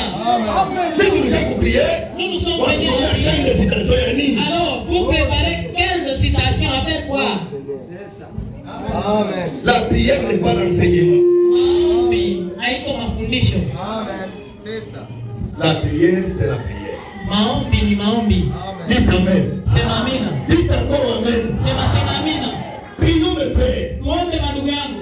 Dieu peut vous révéler des choses que vous ne connaissez pas Mungu anaweza kukufunulia vitu ambavyo hujui dans votre prière. ndani ya maombi yako. Amen.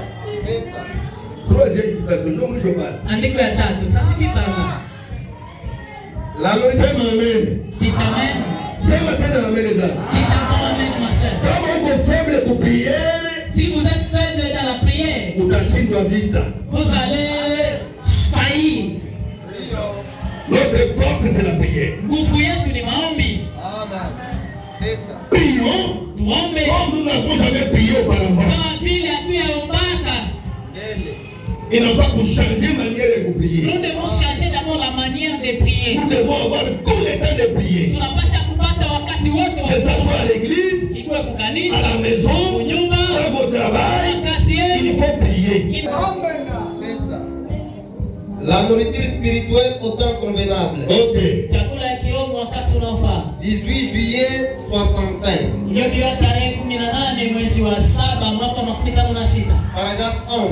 Kifungu yake ya 11. Vous dites, Unasema rien n'est impossible à Dieu. hakuna kitu kenye kiwezekanake kwa Mungu. Unaamini vile?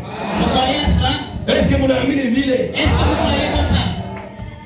Mwana amini vile aseme amina na nguvu. C'est Moi aussi je crois. na mimi pia naamini Rien n'est impossible à notre Dieu. hakuna kitu kenye kiwezekanake kwa Mungu wetu. Être béni n'est pas impossible. Kubarikiwa kwa Mungu wetu haiko kitu yenye Être sauvé n'est pas impossible. kuokolewa kwa Mungu wetu haiko. Être guéri n'est pas impossible. Dites Amen. Sema amina. Vous qui n'avez pas encore d'enfant, Wewe mwenye ce n'est pas impossible d'avoir un enfant. haiko vigumu kuzaa mtoto. C'est possible. Inawezekana. Dans notre Dieu, tout est possible. Kwa Mungu wetu vyote vinawezekana. Est-ce que vous croyez cela? Eti unaamini ile? Croyez-vous cela? Unaamini ile? Écoutez. Msikie. Vous dites, Nasema rien n'est impossible à Dieu. hakuna kitu cha kiwezekanake kwa Mungu. Les croyez-vous? Eti mnayamini? Il n'y a rien d'impossible pour vous non plus. Hakuna hata kitu moja kenye kiwezi kuwezekana kwako pia na wewe. Sema mie. Dis-moi. Tuseme na mie kwangu hakuna kile kiko Même pour moi aussi, il n'y a rien d'impossible. msimpebeshe Mungu charge. Ne donnez pas toute la charge à Dieu. Rien n'est impossible à Dieu. Hakuna kitu kisichowezekana. Branham dit, Branham à anasema vous aussi ma sœur, na kwako pia dada rien yangu. n'est impossible. Hakuna kitu kenye kiwezi Tout ce que tu kuwezekana. veux, Chochote unataka avec ta foi, pamoja na imani tu yako peux le recevoir. unaweza kuipokea. Pour un homme ici aussi, Kwa mwanaume pia hapa crois, mwenye il kuamini, y a réellement tout. mwenye aliamini Il kabisa, n'y a rien d'impossible. hakuna kitu La kisichowezekana. maladie que vous avez, Magonjwa yako si vous nayo, avez la foi, kama uko na imani, rien n'est impossible s'il faut. hakuna kitu kisichowezekana kwako. Toi-même tu peux parler, Wewe mwenyewe et utasema la maladie vous quitte. na magonjwa yanakutoka. Oh, Mungu ndio yapenda. Oh, c'est Dieu qui n'a pas Mungu ndio yapenda. Oh, wewe ndio uyaamini. C'est vous qui n'avez pas compris. Amen. C'est ça. Ukaamini na wewe. Si vous croyez aussi. Na kwako. Et sema tena amina. Tout est possible. Vyote vinawezekana. Tout ce que tu veux. Chochote unataka. Ça peut t'arriver. Inaweza kukufikia. Kama ukiamini. Amen. Amen. C'est ça. Hapa ndio na kuko resistance. Cheva ya la résistance.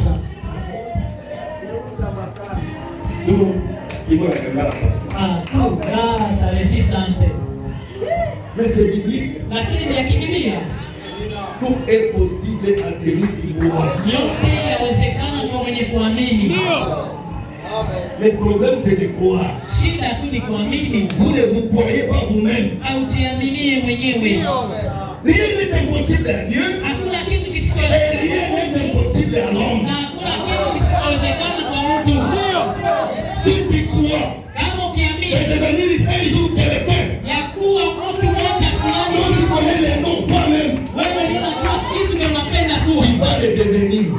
Utafikia kuwa ile kitu.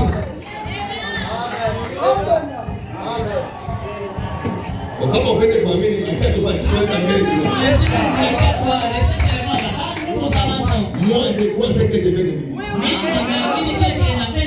Ndio maana usiamini kama mimi nakufa sasa hivi.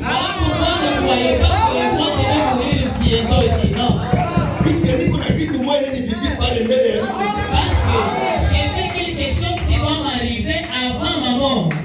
sitakwambia utakuaje.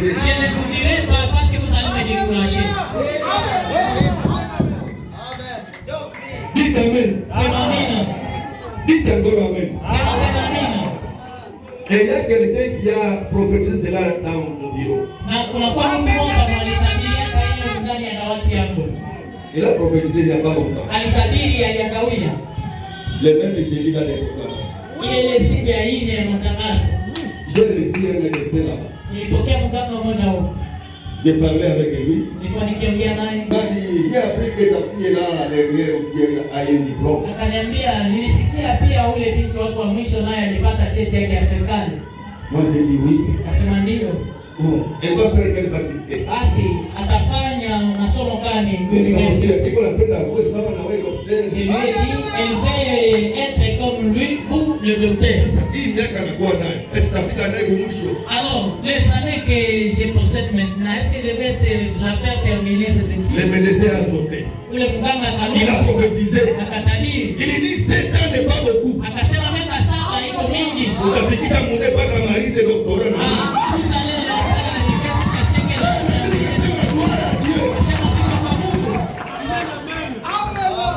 Le médecin va ajouter encore 7 ans. mganga akaniongezea mwingine miaka 7. Mais wewe ni kunilaani.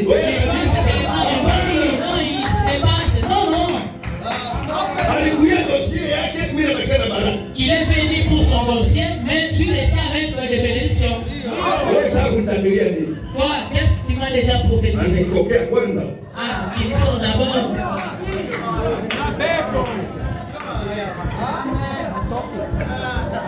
Il n'y a rien de possible pour vous non plus. Na hakuna kitu kisichowezekana kwako pia. Car Kwa maana toutes les choses sont possibles à ceux. Dieu est une personne, à ceux qui croient. kwa maana vitu vyote vinawezekana kwa wale. Mungu ni mtu kwa wale wenye kuamini. Mungu ni nani? Dieu c'est qui? Iko wapi leo? Où est-il aujourd'hui?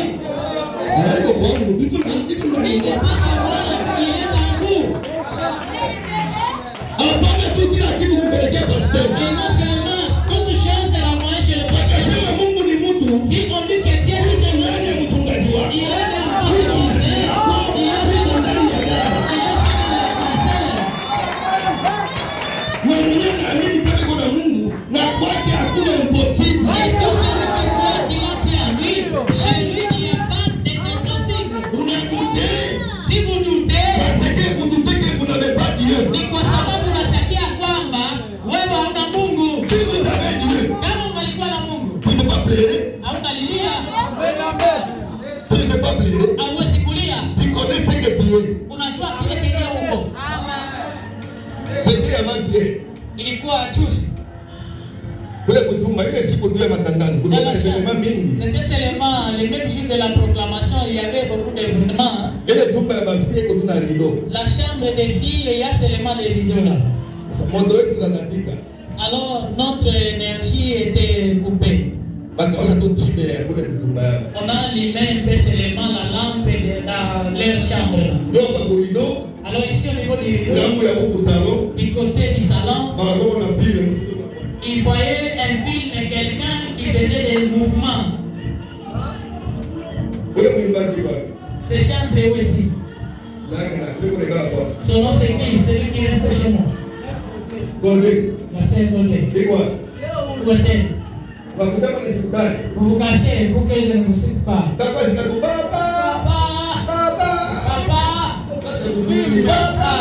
En plein sommeil, papa. Qu'est-ce qui est là?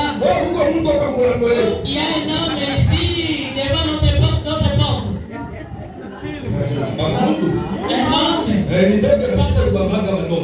Que je sente un peu pour que les enfants ne soient pas violés. Je me suis habillé et je suis venu au salon. J'ai dit, où est l'homme? Quand seulement vous êtes venu, cet homme est disparu.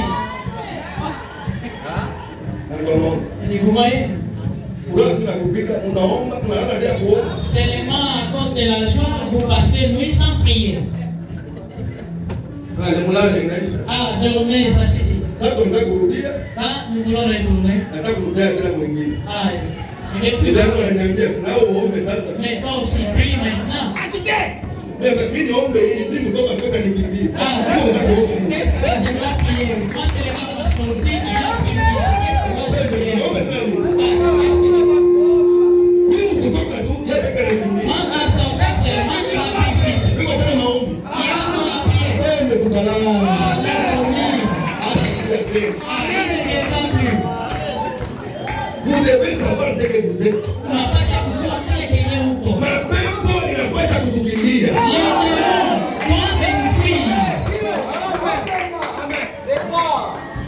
Quand tu connais ce que tu es, tu es dans l'homme, même les démons vous connaissent.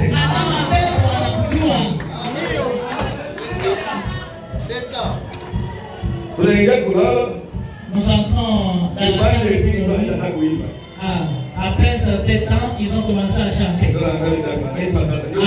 Ils chantent maintenant, c'est le temps de chanter.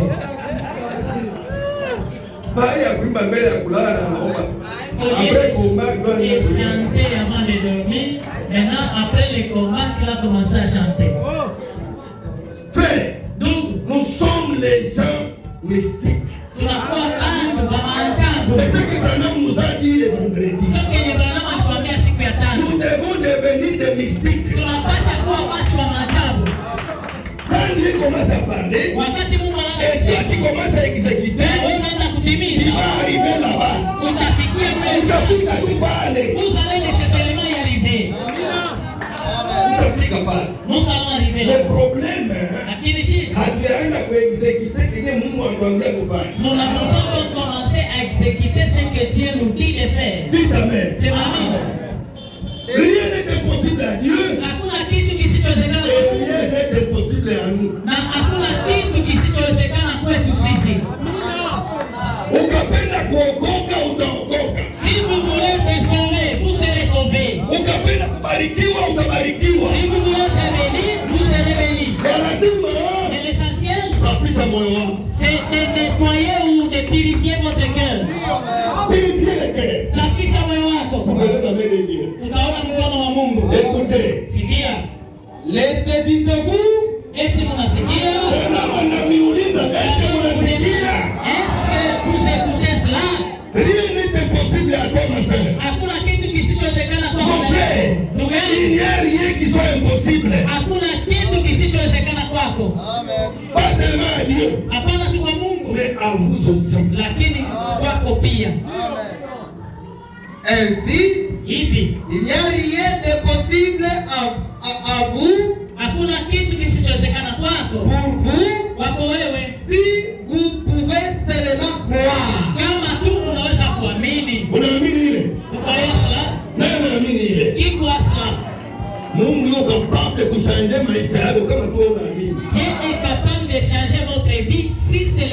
croyez. Dada, mtu asiamini fasi yako. C'est que personne ne croyait pas à ta place. Frère, mtu asiamini fasi yako. Frère, que personne ne croyait à ta place. Hata sasa kutoka hapa mtu asikudekuraje. Même quand nous allons sortir, si que personne ne te décourage pas. Sema kama Dites, mimi naamini. moi je crois Kama maisha yangu itabadilika. que ma vie sera changée. Mimi naamini. Moi je crois Hata nikawa mgonjwa nitapona. que même si je suis malade, moi je crois Wokovu mimi nitaupata. que le salut, moi je crois, moi je crois Mbinguni nitaenda. que au ciel, j'irai. Mtu asikudekuraje. Que personne ne vous décourage. Kwako hakuna impossible. Chez vous, il n'y a pas d'impossible. Kwako dada hakuna Chez toi, il n'y a pas d'impossible. mbinguni utaingia. Le ciel, tu vas entrer. Sema mimi nitaingia mbinguni. Et moi, j'entrerai au ciel. Sema mimi nitaenda mbinguni. Et moi, j'irai au ciel. C'est votre héritage. Ni urithi wako. Tout est notre héritage. Yote ni urithi wetu. Que le Seigneur vous bénisse. Bwana awabariki. Il vous bénisse encore. Awabariki Le tena. problème, c'est un seul problème. Shida ni moja tu. Purifions nos cœurs. Tutakase mioyo yetu. Purifions nos cœurs. Tutakase mioyo Si nous yetu. purifions nos cœurs, Kama tukitakasa mioyo tout est yetu, possible à cette église. yote vinawezekana kwa hii Tout kanisa. est possible à cette église. Yote vitawezekana kwa hii kanisa. Moi, je le crois. Mimi naiamini. Vous aussi, vous devez croire. Na wewe pia unapaswa kuamini ile. Dites Amen. Sema amina. Ce jour-là sur le calvaire. Ile siku kule msalabani. Frère, hapana kulisikia haya. Frère, ne sentez pas la honte de Ne vous vous-même. estimez pas. Wala usijisahau.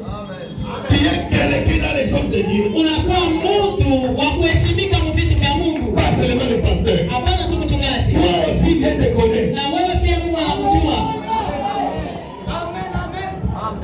Ce jour-là sur le calvaire. Ile siku huko msalabani.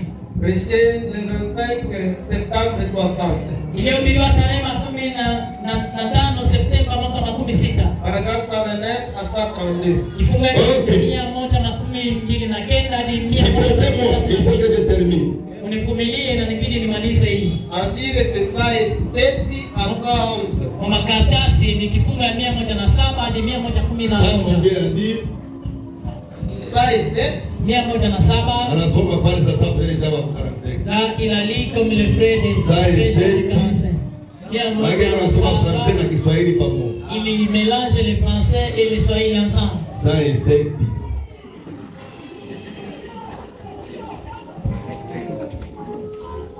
Maintenant, remarquez, Sasa chunguzeni. ces grandes œuvres devraient apporter la puissance dans l'église. Ces grandes œuvres Hii matendo kubwa ilipasha kuleta uwezo ndani ya kanisa. Est-ce qu'on peut dire Amen? Eti tunasema amina. Est-ce que quelqu'un peut dire Amen? Eti mtu atasema amina. Connaissez-vous des grandes œuvres? Unatoa matendo kubwa. Lisez dans votre Jean 14 et 12. Soma kwanza ndani ya Yohana 14:12. Avant que nous puissions continuer. Mbele ya sisi kuendelea. Il fait la coupe à l'esprit de Madame Soyez Patrick. seulement là-bas, on va lui donner notre micro. Donnez encore un autre micro. Mpatishie ingine kipaza sauti.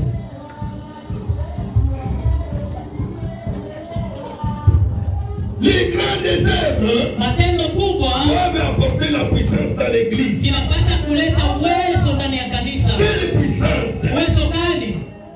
En vérité, je vous l'ai dit, Kweli kweli ninawaambia ninyi. celui qui croit en moi fera aussi les œuvres que j'ai faites, Anayeniamini mimi atafanya hiyo matendo ambapo mimi ninafanya. et il en fera de plus grandes, Naye ataifanya kwa wingi zaidi, parce que je m'en vais au Père. kwa maana naenda kwa Baba. Qui parlait là-bas? Nani alikuwa akisema hapa? C'est le Seigneur Jésus. Ni Bwana Yesu. Il parlait à qui? Alikuwa anasema na nani? À l'église. Alikuwa anasema na Les kanisa. œuvres que je fais, Matendo ninayofanya vous les ferez aussi pour l'église. mutaifanya pia ninyi kanisa, Et vous les ferez même davantage. na mutaifanya kwa wingi. Dans votre tradition, on écrit des plus grandes. Ile matafsiri wanasema mutaifanya kwa Et zaidi. maintenant, vous dit ici, Kanapo nasema hapa, ces grandes œuvres devraient apporter la puissance dans l'église. hii matendo kubwa ilipaswa kuleta uwezo ndani ya kanisa. Non seulement pour guérir les malades, Hapana tu kwa ajili ya kuponya wagonjwa par la prière, ndani ya maombi, pour chasser les démons par la na prière, kufukuza mapepo kupitia maombi, mais pour donner la vie éternelle aux croyants. lakini pia kwa ajili ya kupata uzima wa milele kwa Est-ce waamini. que quelqu'un peut dire Amen? Eti mtu atasema amina. La grande puissance, Uwezo kubwa ce n'est pas seulement guérir les malades, haiko tu ya kuponya ce n'est pas wagonjwa, éternelle aux croyants. Uwezo kubwa pia inakuwa kupana uzima wa milele kuamini. Qui donne la vie éternelle? Nani mwenye kupana uzima wa milele? Vous ne répondez pas.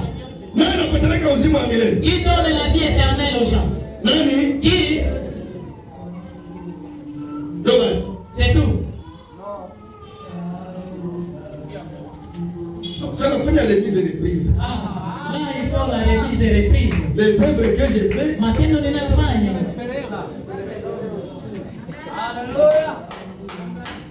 Bébé, c'est Mungu sana. Ne donnez pas toute la charge. Na huko na pouvoir ya kupatia mtu uzima wa milele. Vous aussi, vous avez le pouvoir de donner la vie éternelle à quelqu'un. Hapana tukana yenu ndani. Unamwombea kwenda mupatie na yeye uzima wa milele. Votre sœur, vous priez d'abord à Votre sœur. alifanya dada yenu. Mais qu'est-ce que vous faites? Basi wewe unafanya nini? Vous faites kazi gani? Vous faites quel Il y a travail? un rapport au tout. C'est vraiment des rapports.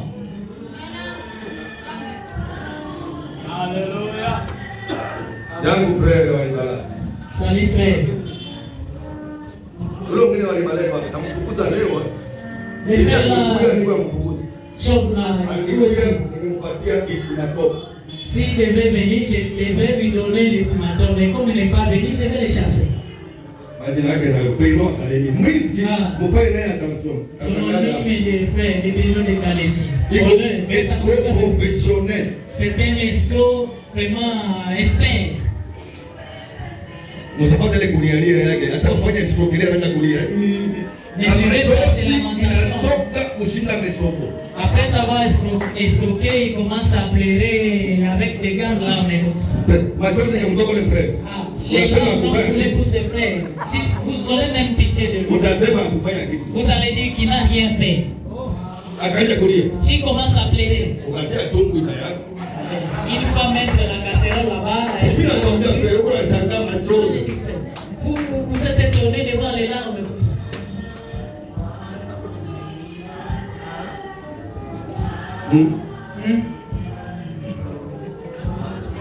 Tungu na yala frère.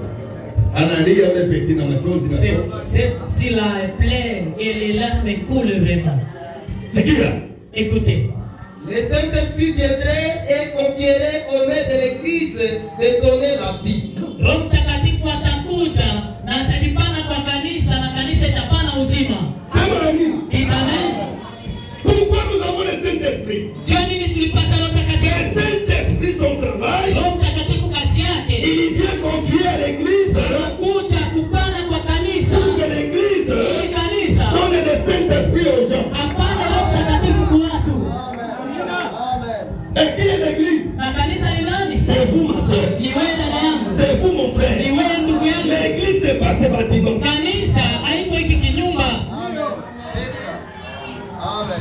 Est-ce que vous comprenez Branham? Eti mnamuelewa Branham? Twende frère mpaka amaliza. Allons-y jusqu'à ce que je vais terminer frère. Oh, Oh, voilà ce que le calvaire a signifié. tazama kile ambapo Kalvario ilimaanisha. Cela fait que des hommes et des femmes avilis Ile ilifanya hivi wanaume na wanawake wenye kuwa na akili Hapana. waovyo, Baovyo habana akili mkichwa. les hommes avilis, dégradés sont élevés au niveau des fils et des filles de Dieu. watu wenye habana heshima wapate kuinuliwa na kuitwa wana na binti wa Mungu. Sema amen. Amen. Ndio tena neno likulia. C'est à cause de cela que la parole Neno haikukuya ubakie vile vile tulivyokuwa zamani. La parole n'est pas venue pour que vous puissiez rester de la même manière que vous étiez. C'est ma vie. Inafaa hii neno ikuinue. Il faudrait que cette parole vous relève. Wewe mwenyewe ulikuwa bumbafu. Vous qui étiez portant, Ulikuwa mzinifu. vous étiez prostitué. Ulikuwa escroc. Vous qui étiez escroc, Ulikuwa mwizi. vous étiez volé. Neno la kuinua. Utakuona au binti wa Et Mungu. pour faire arriver à un niveau qu'on va vous appeler fils et filles du roi. Dites amen. C'est Mamina. Écoutez. Sikia.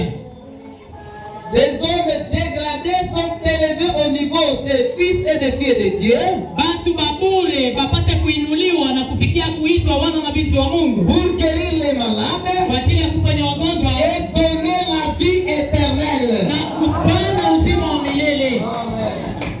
Akikusikia amen Mungu. Là, je n'ai pas écouté un amen. Tuko na pouvoir ya kuponesha magonjwa Nous avons le pouvoir de guérir les malades na kupatiana uzima wa milele. Et de nous donner aussi la vie éternelle. L'église. Kanisa. Pas Dieu. Hapana Mungu. Amen. C'est ça. Amen, amen. Quand les... Aïe, toi, amène-moi. Moi, je Et non seulement un amen, non. Ah, mon mille Branham, mon gars. Ou soit vous ne croyez pas Branham. C'est qui? Écoutez. Quand le Saint-Esprit a été donné aux croyants obéissants, wakati Roho Mtakatifu alipewa kuamini watiifu, aux croyants rebelles, kuamini waasi, ceux-là qui ont le Saint-Esprit, bali wenye kuwa na Roho Mtakatifu, seulement les croyants obéissants. ni waamini watiifu. Si tu es obéissant, Kama unakuwa mtiifu, tu as le Saint-Esprit. uko na Roho Mtakatifu, Tu en as. uko naye. Si tu n'es pas obéissant, Kama uko mtiifu, tu n'as pas encore le Saint-Esprit. hautapata Roho Mtakatifu. Amen. C'est ça. Écoutez. Sikia. Quand le Saint-Esprit a été donné aux croyants obéissants, Wakati Roho Mtakatifu alipewa kuamini watiifu, ces hommes qui étaient autrefois incroyants wale watu ambao zamani walikuwa wasioamini sont devenus croyants et ont donné la vie éternelle et spirituelle. wakakuwa waamini na wakapana uzima wa milele na uzima wa kiroho kwa watu. Mahali walipanda. Qui ont donné. Mungu. C'est Dieu. Muamini mutiifu hata wewe kama uko mutiifu. Un croyant obéissant, même vous si vous êtes obéissant, Uko capable kupatia Mungu uzima wa milele. vous avez le pouvoir de donner la vie éternelle à quelqu'un d'autre. Ayengia. Soma tena Branham. Cela n'est pas vrai. Lisez encore Branham. Bien moja makumi tatu. Y a-t-il de plus grand que de dire à cette femme malade couchée ici, Kunakuwa kitu kikubwa ya kuambia huyu mwanamke mgonjwa hapa mwenye kulala, je peux offrir une prière de foi naweza kuomba maombi ya imani et elle sera guérie. naye atapona.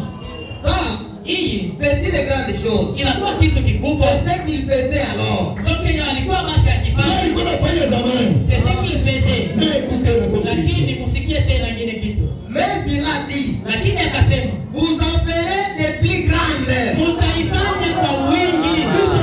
Sema Une femme malade. kuponya mwanamke mmoja La mmoja. femme à la perte de sang. Ule mwanamke walikuwa wanatokana C'était naye. la chose grande. Ilikuwa kitu kikubwa. Mais la chose la plus grande. Lakini kitu kikubwa Là, il y a un superlatif. pale kunakuwa kitu cha juu zaidi. Jésus a fait des choses grandes. Yesu alifanya vitu Mais la vikubwa. chose la plus grande. Lakini kitu kikubwa zaidi. Écoutez ce que Branham dit. Sikia kile Branham anasema.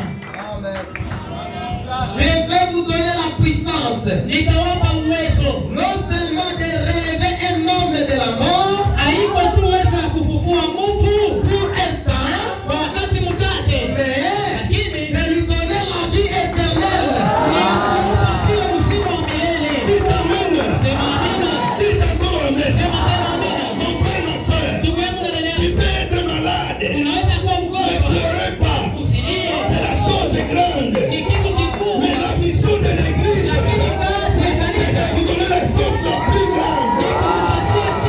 Plus grande. kitu kikubwa zaidi Et vous donner la vie éternelle. kupatia uzima wa milele. Si vous avez la vie éternelle, Kama ukiwa na uzima wa mon milele, frère, ma soeur, ndugu yangu na dada vous yangu, avez obtenu ulipokea la chose la plus grande. kitu kikubwa zaidi. Même si vous dormez affamé, Hata kama ukilala na njaa, vous avez la chose. unakuwa na ile kitu. Est-ce que quelqu'un peut dire Amen? Sema amina.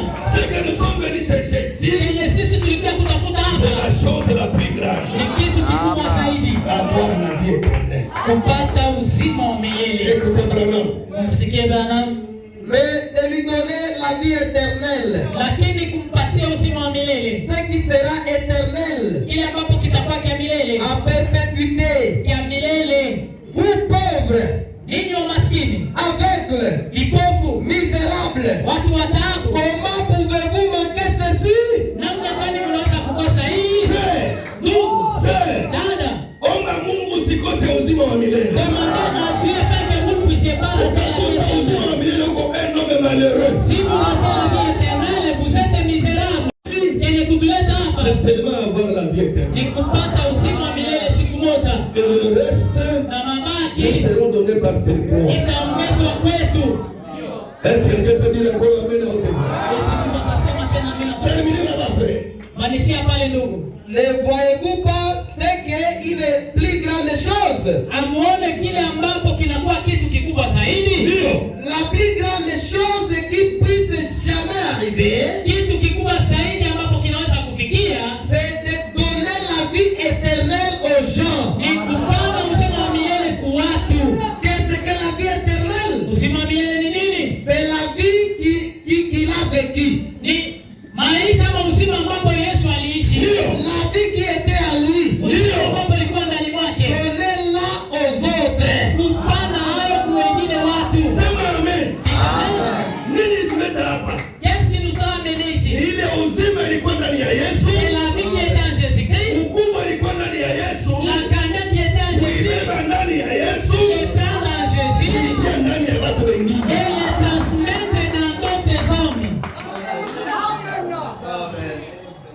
Donnez-la aux autres. Un homme peut-il faire cela? Est-ce que mtu anaweza kupatiana ile uzima wa milele? Est-ce qu'un homme peut donner aux autres cette vie Est-ce que vous éternelle? avez Branham? Et tu m'appelles Branham? Est-ce que vous avez Branham? Et tu m'appelles Branham? Et Branham répond. Branham ajibu? Et Branham répond. Branham ajibu? Écoutez ce que répond Branham. Musikie kenye Branham anajibu. Un fils de Dieu le Père. Mwana wa Mungu anaweza kupona ile uzima. Sema amina hapa. Sema amina.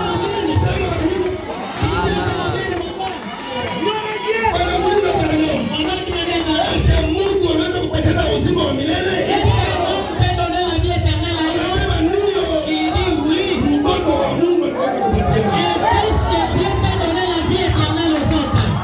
Si tu es un fils de Dieu, Kama wewe ni mwana wa Mungu, si tu es une fille de Dieu, kama wewe ni binti wa il Mungu, peut donner la vie éternelle à quelqu'un. Si vous le croyez, kama ukiamini, si vous le croyez, kama ukiamini, celui qui a un problème, unakuwa na shida, il a trouvé la solution au nom de Jésus. apate jibu kwa jina la Yesu. Si quelqu'un croit cela, Kama kuko mtu anaamini, celui qui est malade, anakuwa mgonjwa, il reçoit la guérison au nom de Jésus. apate jibu kwa jina la Yesu. Si il y a quelqu'un qui croit cela, Kama kuko mtu si il y anaamini, a quelqu'un qui croit cela, kama kuko mtu anaamini, c'est celui qui est encore pauvre, kama ungali maskini, il soit béni au nom de Jésus. kama kuko mtu Il n'est pas encore le Saint-Esprit. mwenye anakuwa na Roho Mtakatifu, Il est encore le Saint-Esprit.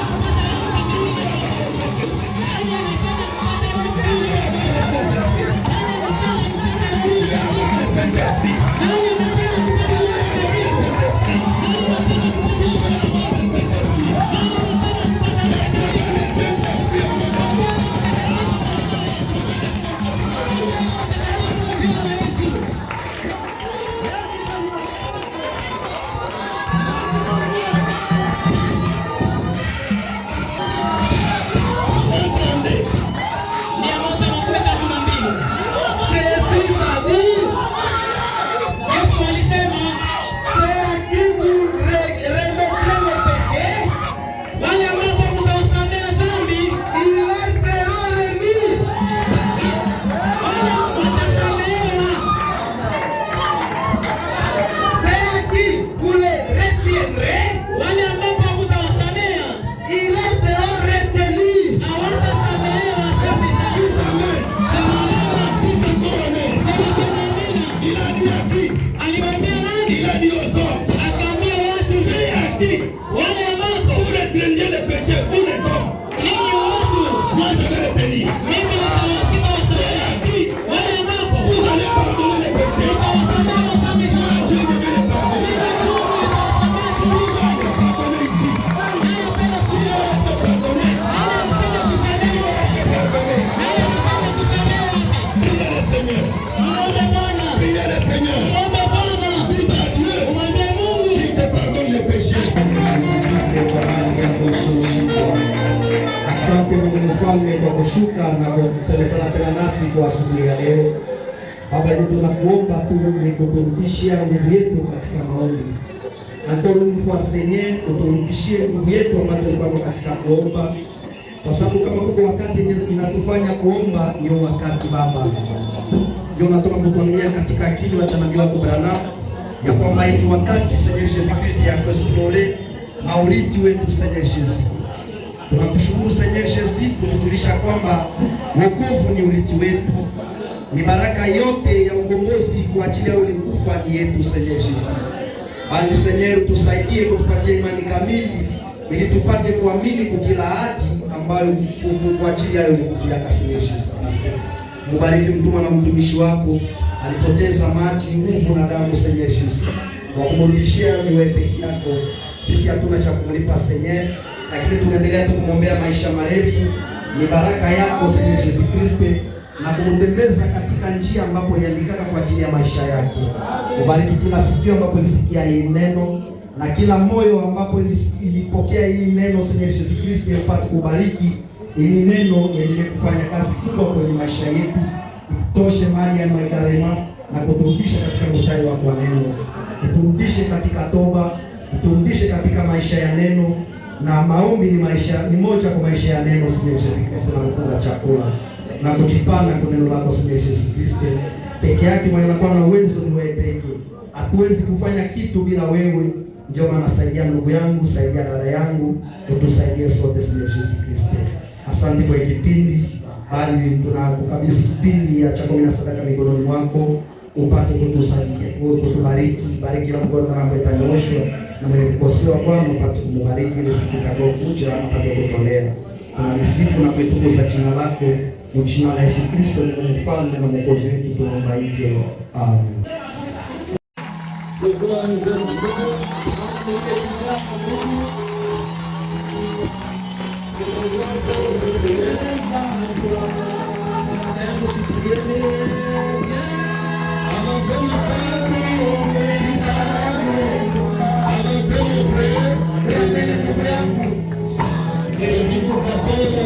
Yesu anakuita, anakupenda.